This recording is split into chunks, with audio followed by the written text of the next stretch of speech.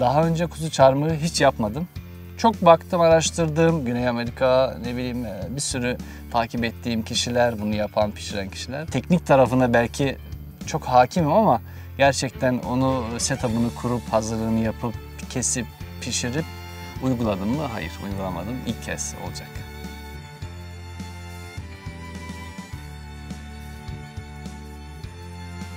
Miklada hayat bir iyi, kaliteli ve istediğimiz şeyi yapabiliyoruz diyeyim.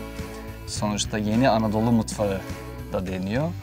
Bu isim altında da baktığımızda aslında bizim kendi içimizden, kendi kültürümüzden olan bir şeyi de yansıtabiliyoruz ve dünya seviyesinde doyuruyor aslında bizi. Evet, ruhun doyursun diyoruz ya, aslında ruhumuzu o anlamda Miklada doyuruyor. Miklada bir sütlaçı örneğin dünyadaki diğer kültürlerin anlayacağı şekilde sunabilmek tabii bizi mutlu ediyor. Hiç ticari olarak bakılmayan bir ürünü bile biz alıp işleyebiliyor isek o müthiş bir aslında kalite bizim için. Bir tarhanayı ya da ne bileyim bir pekmezi, bunun gibi bir yüzlerce ürünü gerçekten yıllardır, belki yüzyıllardır gelip işlenen haliyle teknik olarak ömrü uzatılsın diye hiçbir koruyucu eklenmemiş haliyle alıp işleyebilmek bizim için müthiş bir şans.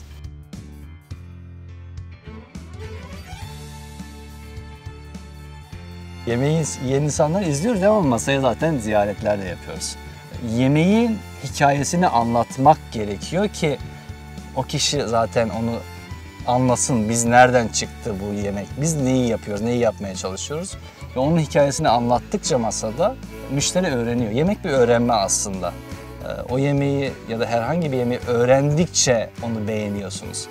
Ki biz yaptığımız yemeği ne kadar anlatırsak müşteri de onu o kadar anladıkça, arkadaki hikayeyi bildikçe wow demeye başlıyor. Sonuçta bütün gelinen en son nokta masadaki gülen yüzü görmek ve onu görünce de mutlu oluyorsunuz zaten.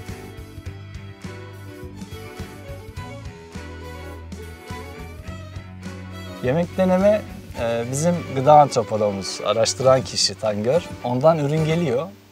Mehmet Bey'le bakıyoruz. Bazen bu ne ya, bok gibi diyoruz yani. Bu ne, yenmez.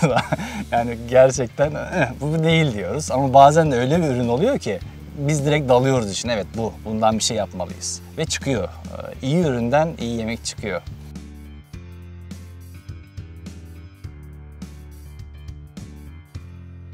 Deniyoruz. Gelen her ürünü bakıyoruz. Sadece ürün değil aslında, teknik tarafı da var işin. Eğer biz kendimiz tarhana yapmak istiyorsak gelen tarhana gibi aynı sonucu ya da daha iyisini biz nasıl çıkartırız diye Tangör'ün videoları, işte bütün araştırma, sorularına aldığı cevaplardaki detaylar. Çünkü bazen o cevaplardaki detaylara Tangör bambaşka bir gözle bakabiliyor.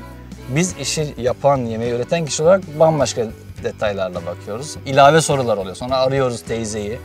Teyze bir yerlerde tarlada çalışıyor oluyor. Telefon ediyoruz, öğrenmeye çalışıyoruz.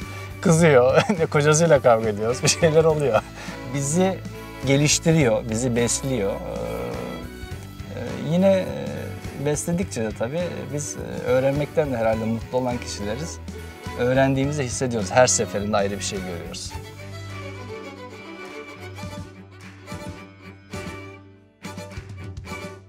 Bildikleriniz artı çocukluğunuza kadar giden bir süreç belki. Çünkü bir teknik olarak yemek pişirmeyi ya da bir yemek nasıl yapılır bilmeniz gerekiyor. Bir de onun yanında sizin için referans olan, bugüne kadar olan hayatınızdaki bütün lezzetleri, bütün tadları hatırlayıp bütün o kombinasyonları yaratabilmeniz gerekiyor.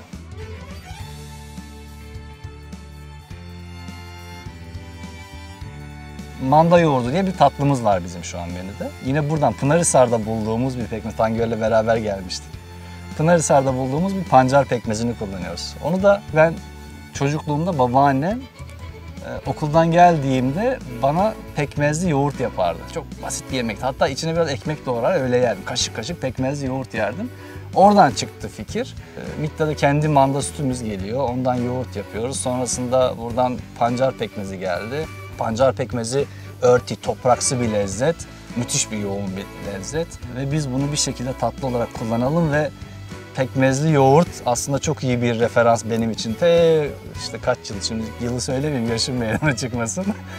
Dediğim gibi teknik olarak aşçılığı bilmeniz artı o güne kadar sizin yaşadıklarınız, geçmiş referansınız, kültürünüz ile gelen fikirler ya da geçmiş yaşamışlıklarınız aslında birleşiyor ve temelinde yeni Anadolu mutfağı diyoruz. Evet, Anadolu'dan gerçekten de köküne kadar oradan çıkan ürünüyle, tekniğiyle, gerçek yemeğiyle bir ürün, bir yemek sunmuş oluyoruz.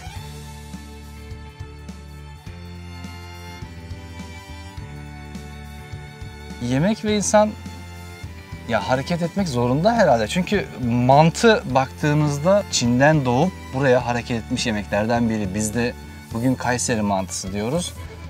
Hareketi hala da devam ediyor. Bizim yaptığımız mantı versiyonu da aslında hareketin bir parçası. Belki biz şimdi o hareketi İpek Yolu gibi getirdik İstanbul'dan, şimdi batıya doğru götürüyoruz. Evet, yani herhalde aklıma ilk mantı geliyor. Yemek ve hareket. Zorunda mı bilmiyorum ama iyi oluyor sonuç. Hareket ettiğinde çünkü gelişiyor, yaşıyor. Yemek bir yerde kalsa mantı sadece ilk çıktığı haliyle kalmıyor. Kalsaydı belki de kaybolur giderdi. Devamlı yaşıyor, coğrafyadan coğrafyaya taşınabiliyor. Aynı şekilde formu da hareket ediyor, formu da değişiyor, tekniği de değişebiliyor. İçinde kullanılan malzeme değişebiliyor. Yani bambaşka ürünlerden eğer mantıysa mantılar yapabiliyorsun. Anadolu'da biz bir sürü örneğini görüyoruz. Bir ürünün birçok çeşidi. Çorum'a gittiğinizde bambaşka bir mantı yiyebiliyorsunuz. Tepside pişmiş bir mantı yiyebiliyorsunuz.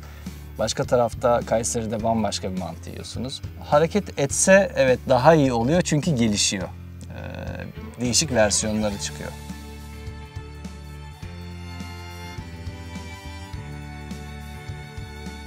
Evde yemek yapıyorum. Devamlı mı? Hayır. Devamlı yapamıyorum. Çünkü yoğun saatler, ya uzun saatler işteyiz. Ve İstanbul, biliyorsunuz İstanbul hayatı, mobil bir şekilde çalıştığımız için de uzun sürüyor. Evde genelde daha özel yemekler, daha özel günler, arkadaşlarla bir araya gelmeler. Ama evde ya da başka bir yerde yemek yapmaktan zevk aldığınızda onu yapmak için zaten bir şekilde fırsat arıyorsunuz aslında.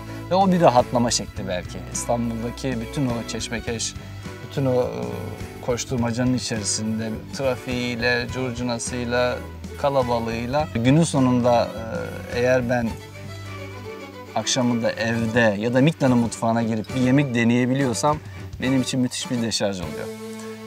Müthiş bir rahatlama. Aslında aynı şu an buradaki bu atmosfer gibi neredeyse. Başka hiçbir şey düşünmeden ona odaklanıp bir rahatlayabiliyorsunuz.